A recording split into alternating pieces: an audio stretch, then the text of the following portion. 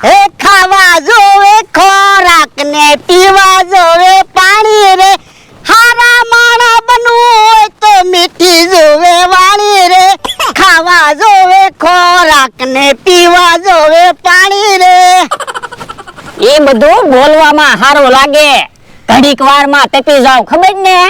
એ વાત હાચી, પણ આજથી મારે નિયમ લેવું છે, રોજ મીઠી વાળી જ રાખીશ ને. હે તો હવે મને ધોલું નહીં મારો ને? નહીં તો હાલો ટીકમની વાડીમાં થઈને વાડીએ વયા જાવી. કેમ? ખબર પડી જાય ને તમારામાં કેટલી ધીરજ છે ઈ. ના રે ના, તીકમની વાડીમાંથી ને હાલો હું. કેમ? એ તીકમ હારે માથાકૂટ થાય.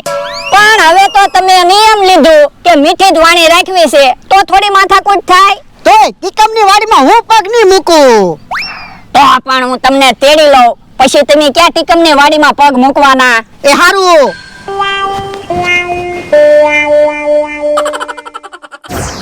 હે ભોળા દાદાને કેમ તેડીને આવે?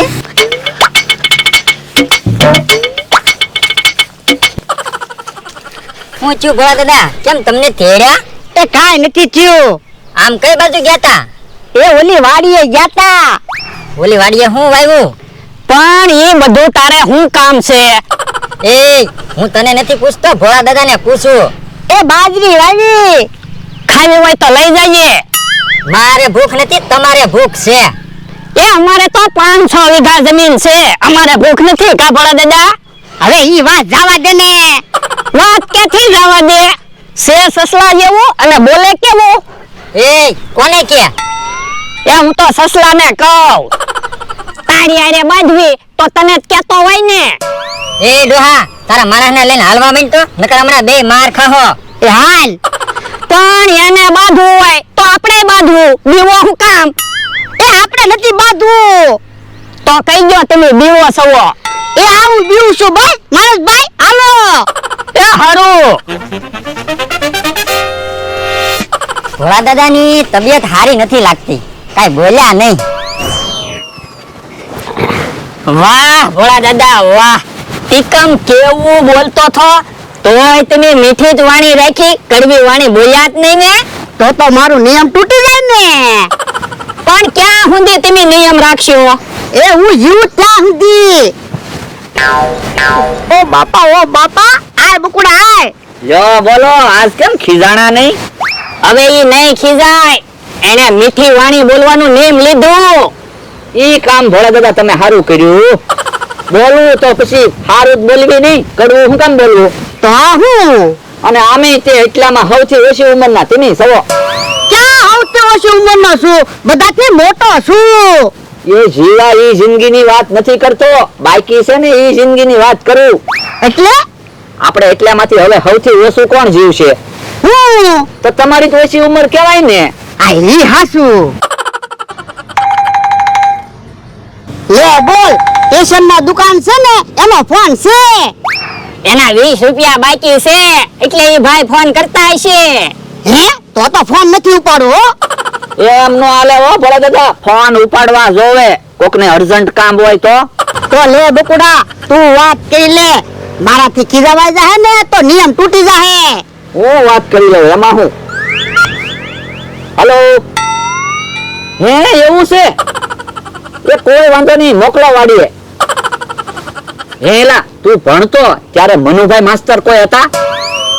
હા, ઈ સાહેબ પાસે જ હું ભણ્યો. તો ઈ સાહેબ તને મળવા આવ્યા છે, અહીંયા વાડીએ આવે છે. હે તો ભારે થઈ હું. કેમ? એ ઈ સાહેબ નું સપનું હતું કે હું ડોક્ટર બનું, અને હું તો અહીંયા તમારી વાડીએ કામે રહેલો છું. તો હવે પણ કહી દેવાનું, પરિસ્થિતિને કારણે ભણી ન શક્યો અને અહીંયા ભોળા દાદાની વાડીએ કામે રહી ગયો. તો ઈ સાહેબ ને દુઃખ ન લાગે? ઈ સાહેબ નું સપનું હતું હું ડોક્ટર બનું, કાંઈક વિચારો બકુલભાઈ. તો પણ તું ડોક્ટર બની જા. એટલે એ તું ડોક્ટર બની જા અને ભોળા દાદા દર્દી બની જાય, અને હું કહી જઈશ કે હું ભોળા દાદાની વાડીએ કામ કરું છું. પણ એમ તો કેમ મારે ડોક્ટર બનવું? હાલ મારી હારે. યો બોલો, ડોક્ટર બને કે દર્દી બને, મારું નિયમ તૂટે નહીં તો હારું. ભોળા દાદા આવી જાવ. હેલા તું કેટલું ભણ્યો? એ 2 ધોરણ હું ભણ્યો. બીજા ધોરણ થી ઈ સાહેબ તમે ડોક્ટર જોવા માંગતા? હા તું તો ડોક્ટર બની ગયો. હાલો તો તમે દર્દી બની જાઓ. એ હારું. ઈ આમ મારા મનુ સાહેબ આવ્યા. આવો સાહેબ આવો. બેટા તું તો ઓળખાતોય નથી. પણ આપણે કેટલા સમયે મળ્યા. શાબાશ બેટા શાબાશ, તે મારું સપનું સાકાર કર્યું હો. તું તો ડોક્ટર બની ગયો. જોવો ને તમારા લીધે ડોક્ટર બન્યો. જા પાણી તો સાહેબને પા. એ હારું. દાદા તમને કાઈ થાય છે? આમાં દાદાને ઇન્જેક્શન આપવું પડશે. ઇન્જેક્શન આપી દે બેટા, તું તો ડોક્ટર છો.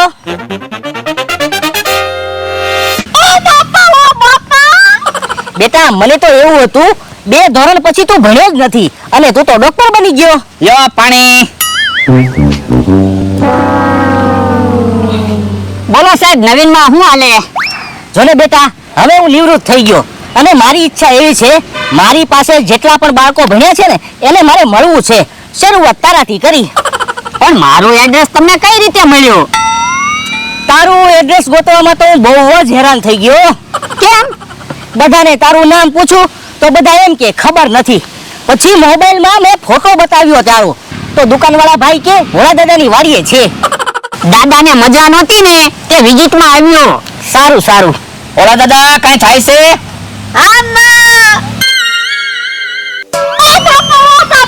હે ક્યાં જાવ?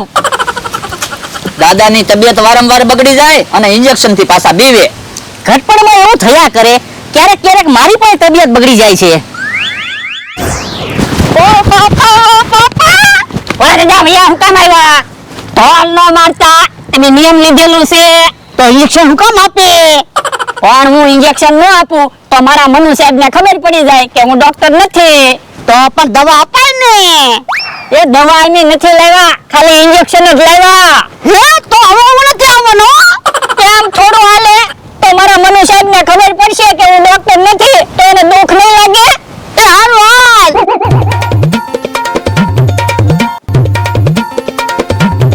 તો તમારું નામ મનુભાઈ માસ્તર છે એમ ને?